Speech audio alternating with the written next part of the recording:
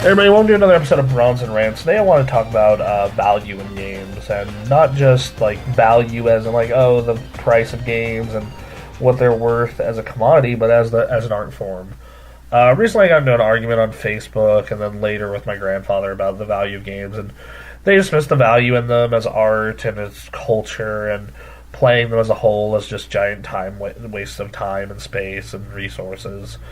And as a gamer, I completely disagreed, of course, and several other people did. We pointed out all the different types of value you can get from games, and I very much, and we made them look, in my opinion, silly. Like, what are you doing? Dismissing a whole medium of art? What are you dumb?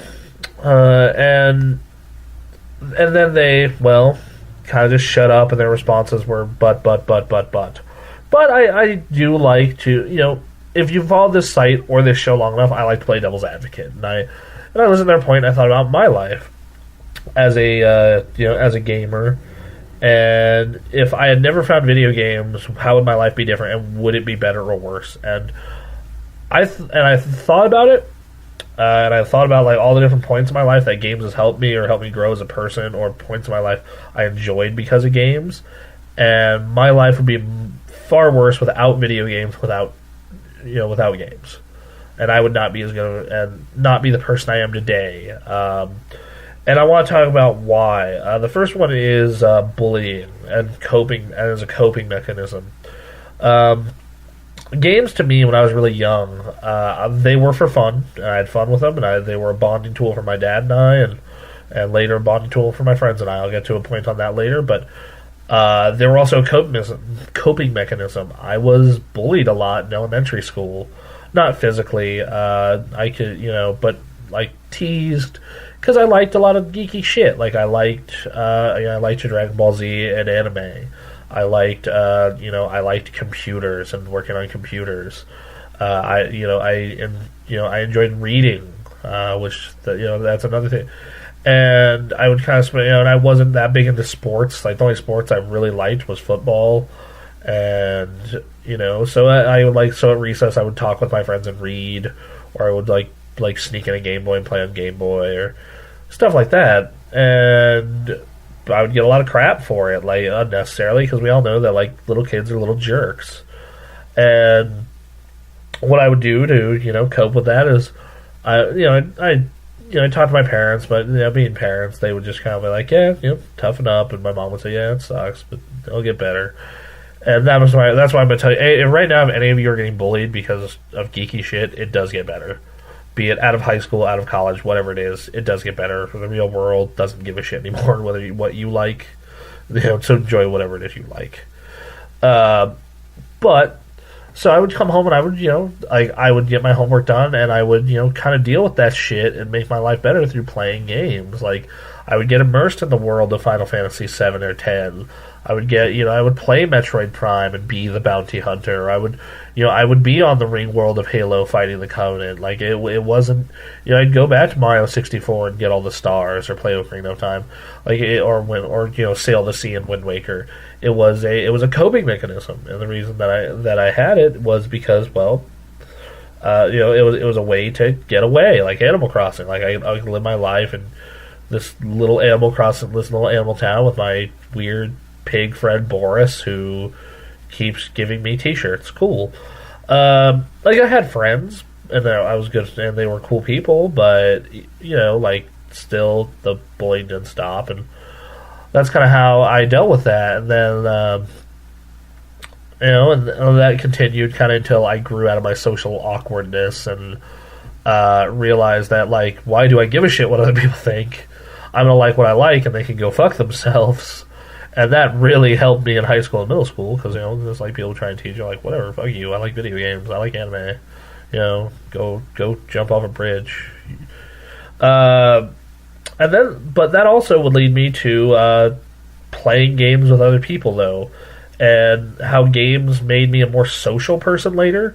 And I would say someone who doesn't discriminate. Like, it was very much a case of like, with our group of friends, like, oh, you like games, you want to talk with games, come on and talk with us, like chat. Like we don't care if you're fat, skinny, average sized, black, white, Mexican. It didn't matter. Like we just wanted to hang out and talk games with you and play games, and that was really cool. And everyone kind of bonded over that experience, and because a lot of people had the similar experience of like they got a lot of crap from people because they enjoyed games as much as they did, and and I've met friends from all over the world. I have friends in Southern California, Canada, Michigan, New York, Iowa. I had a friend, Seattle, Arizona, Texas, because of games, because of online gaming, being in Halo clans, World of Warcraft guilds, and because of games was our tool to bond.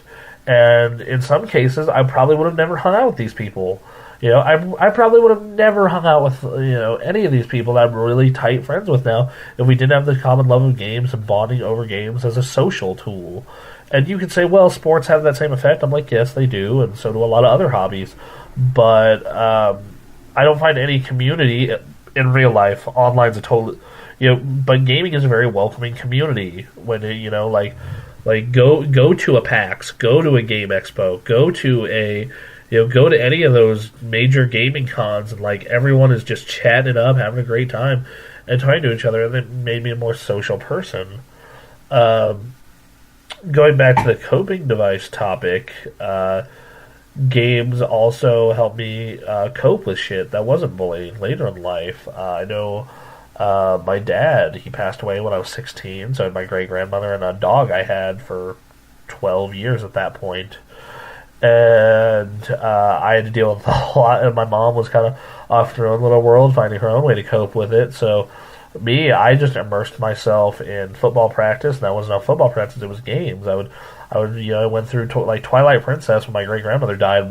That's how I kind of dealt with that hardship. It was, I'm gonna deal with this and realize that it happened, but I'm also gonna make it a little easier on myself by going through being Link in this wonderful world, being the hero of the hero, and then same thing with Ocarina of Time and Guitar Hero. Like, yeah, I'm gonna be a rock. Like my dad died, and Guitar Hero was it was a good way to remember him because it had a lot of music he liked, and it was a good distraction from like, oh, he's passed away.